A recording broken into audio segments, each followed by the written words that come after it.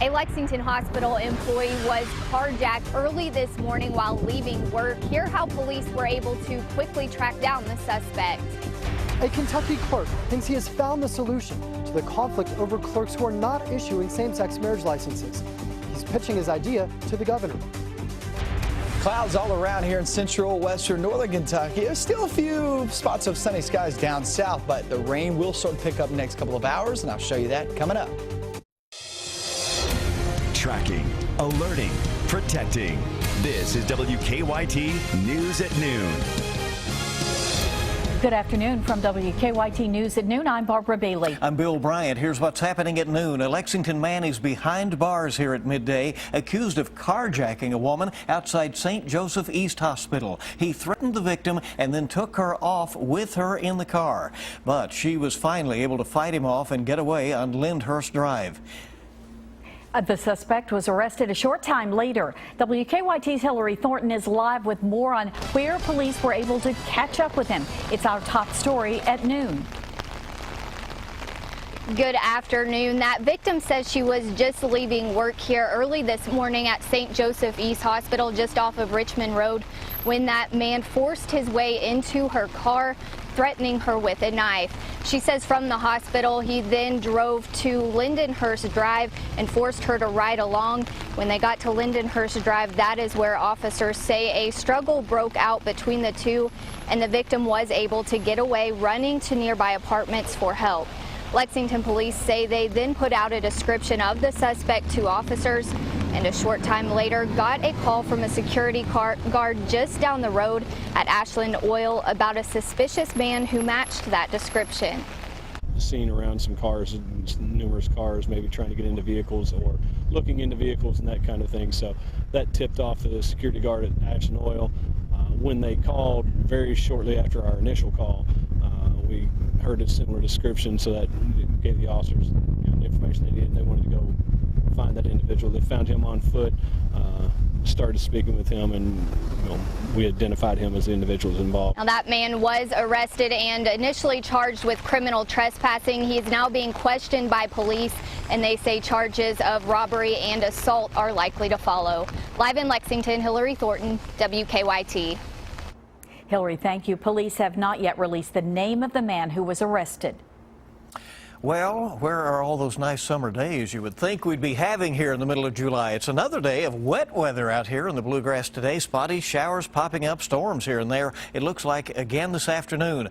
When will we start to dry out? Will it be in time for the weekend? Let's go to WKYT meteorologist Micah Harris live in our First Alert Weather Center. Micah? Well, to go ahead and sum it up for you, the next 7 days you will not have one day fully dry. There's going to be a rain chance each and every single day. Today we're seeing those showers and a few rumbles of thunder outside. You got to look down towards the southwest if you work your way into Rockcastle County, then make your way over toward McKee and Jackson County. Just roll through Sand Gap there across 421, still holding on to that Sand Gap. Yeah, it's a pretty heavy storm right there, and also a lot of that making its way off into Owsley County here shortly, northern portions of Owsley County. So Boonville, Beattyville, work your way into Lee County, and then Wolfe County. Yeah, it just moved through the Slade community off into Powell County now into Campton very shortly in Wolfe County. I'll give it another 20-30 minutes or so. Then we back off and we look back toward the west. It is one after another because the front's just not moving. When does it finally push on out of here?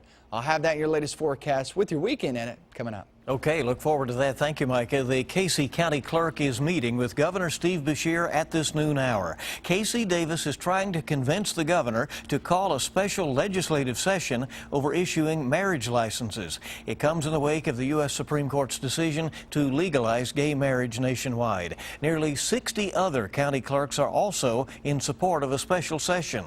WKYT's Mark Barber is in Frankfort with reaction. Mark? The Casey County clerk, who is refusing to issue same-sex marriage licenses, says he understands that signing those licenses is a part of the job.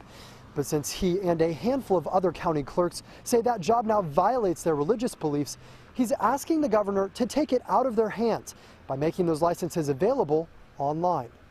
Clerks from at least 6 other counties came with Casey County Clerk Casey Davis to support him today.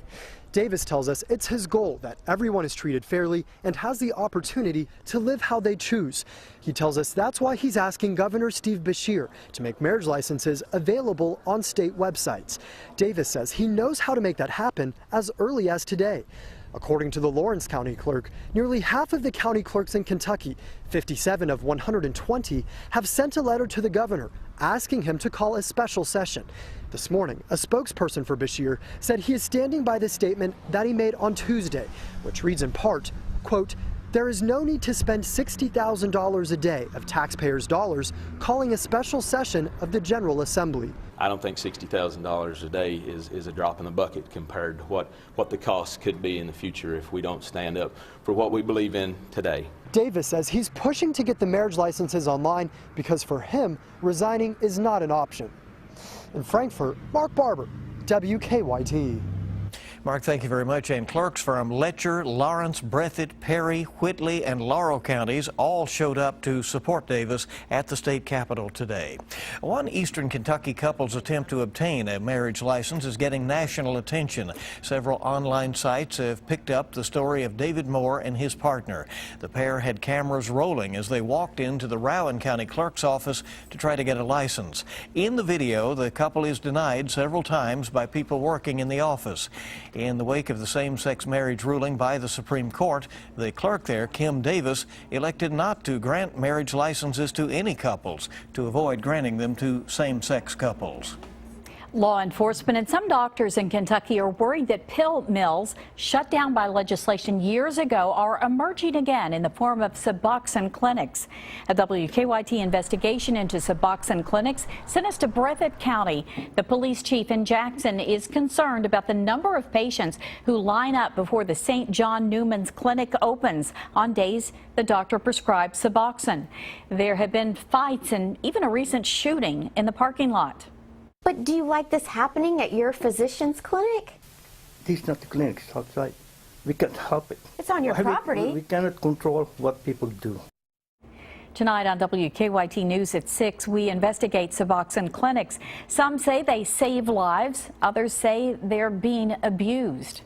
The state is considering taking control of an eastern Kentucky school system. Menifee County schools have been under state assistance since December after an audit found serious issues within the administration of the schools. Tomorrow, the Kentucky Board of Education will consider Commissioner Terry Holliday's recommendation that the state manage the district going forward. A coal company is planning to sell several coal mines in eastern Kentucky, and that would put dozens of miners out of work. More than 100 employees in Harlan and Letcher counties have been told they may soon be laid off. The Herald Leader reports that Alpha Natural Resources is considering selling the assets of several mines. A traveling tribute to those who lost their lives in the Vietnam War has set up shop in Lexington. The American Veterans Traveling Tribute Vietnam Wall just went on display now at the Kentucky Horse Park. You have a chance to see it all weekend long. WKYT's Jim Caldwell has a live look at the replica of the Vietnam Veterans Memorial in Washington. Good afternoon. And it's quite something to see, too, guys. The American Veterans Traveling Wall, the Vietnam Wall we see behind us here, is set up and is now ready for folks to come see it here at the Kentucky Horse Park. And we already have seen quite a few so far today. It takes numerous volunteers to assemble the wall in roughly about 2 hours worth of time. This version of the wall is around 80% of the actual wall size. And with it being here, it's an opportunity for Kentuckians to see a replica of the Vietnam Memorial Wall. It's the only chance some have since many can't make the trip to Washington, D.C. to see it. Well, bringing the traveling Vietnam Wall in is very important for a couple of different reasons. One, for remembrance and healing for all of those Vietnam veterans and Vietnam era veterans and their families, to say thank you and to see their friends' names who are on the wall. The official opening ceremony will happen tomorrow at 10 a.m. It's going to include the governor and many other dignitaries will be here. The wall will be open 24 hours a day through July 12th. Now, if you plan to come visit the wall, when you get to the gate, you tell them that you want to come see the wall. It's free admission. You come over here. You can take as much time as you want to, and you can see this magnificent structure. It's hard to believe. I've seen the one in D.C. and this one, and I'll tell you what, guys, both very sombering and very, very moving to see both of these, especially when you see a lot of the veterans locally come out to see it. In Lexington, I'm WKYT meteorologist Jim Paul. Really a great opportunity for folks. When the wall arrived at the horse park yesterday, it was escorted by dozens of motorcyclists with the Patriot Guard riders.